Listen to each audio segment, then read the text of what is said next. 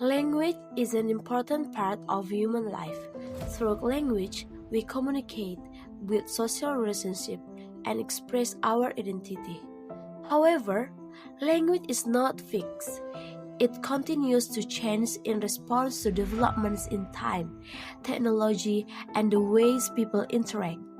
In sociolinguistic studies, this phenomenon is known as language change, which refers to change in language that occur due to social factors and context of use. To understand how language change occur in everyday life, this study interview young people as active language users in the digital era.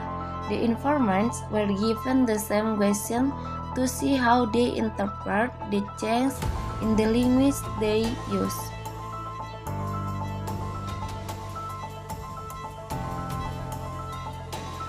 Menurut saya, bahasa anak muda zaman sekarang sudah berbeda dengan bahasa anak muda generasi sebelumnya. Menurut saya, bahasa yang digunakan sekarang terasa lebih fleksibel ya, dan tidak terlalu kaku, dan kami juga tidak terlalu terpaku pada aturan bahasa yang formal, terutama dalam komunikasi, yang dimana digunakan dalam sehari-hari dengan teman sebaya atau teman-teman sekitar seperti itu. Iya, bener banget. Pasti udah jauh berbeda ya, karena bahasa zaman sekarang itu jauh lebih santai dan jauh lebih modern. Dan juga bahasa sekarang itu tuh banyak banget istilah-istilahnya, campuran-campuran dengan bahasa asing, singkatan-singkatannya, yang itu di generasi sebelumnya tuh nggak ada. Sociolinguistics studies the relationship between language and society. According to William Lebov, language change often begins with language variation used by certain social groups, especially younger generation. Young people often become pioneers of new language forms that later spread widely throughout.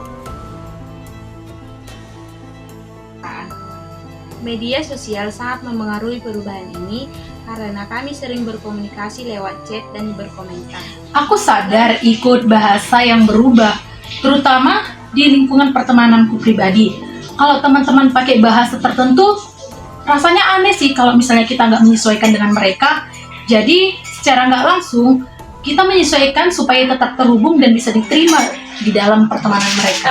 Nah, faktor terbesarnya itu pasti dari media sosial, lalu ada juga teknologi digital, dan ada juga tuh pergaulan. Nah, interaksi sekarang itu tuh cepat banget meluas dan sebarnya tuh sangat-sangat cepat. Nah, hal ini yang membuat kalau misalnya ada kosakata baru, itu cepat banget informasinya menyebar. Salah satu itu kita bisa lihat tuh di internet itu ada kosakata baru itu bernama galga. Pasti tahu kan?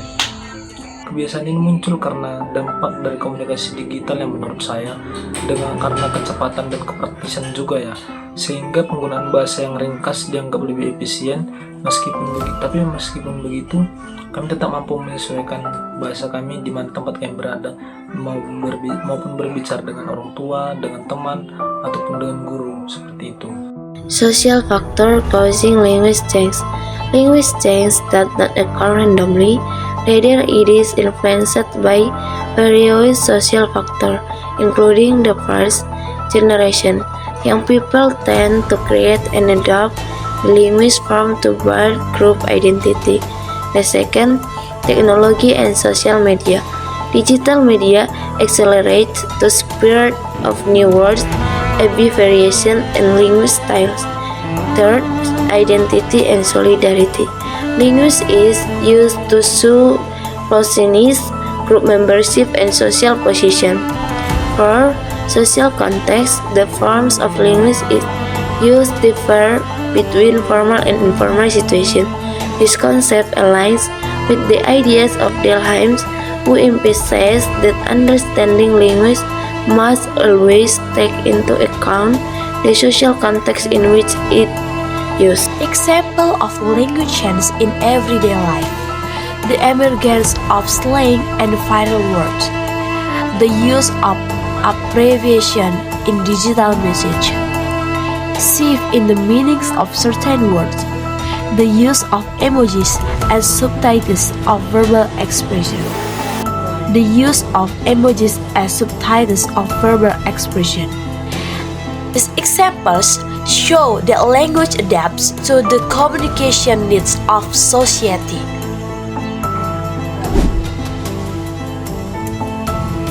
Nah, bener banget, bahasa gaul itu tuh bahasa yang merupakan kreativitas kita anak muda dan juga itu jadi identitas kita tuh anak muda. Bahasa gaul itu selama ditempatkan pada yang situasi yang benar dan yang baik, itu bahasa gaul tidak merusak bahasa. Justru bahasa gaul itu mana ya, dapat menghidupkan dan membuat bahasa itu jadi lebih berkembang. Menurut aku ada sisi positif dan sisi negatifnya. Kalau sisi positifnya, komunikasi kita tuh jadi lebih santai nih dan lebih dekat kepada mereka. Terhubungnya pun ya lebih dekat nih sama mereka. Dan sisi negatifnya, kadang orang lupa batasan nih dan bisa menyinggung orang lain. Tapi itu tergantung orangnya, bukan bahasanya saja. Bahasa gaul bagi kami bukan berarti tidak sopan, tetapi digunakan untuk menunjukkan kedekatan dengan teman sebaya. The view of young people are in line with Delheim's concept of communicative competence, which refers to a speaker's ability to adjust language according to context, situation, and communicative purpose. This shows that the use of slang does not mean a loss of politeness, but rather a form of social adaptation. Language change is a natural process in society. From the perspective of young people, language change is a form of adaptation to developments in time and technology. Language continues to evolve because it is used by its speakers within dynamic social contexts.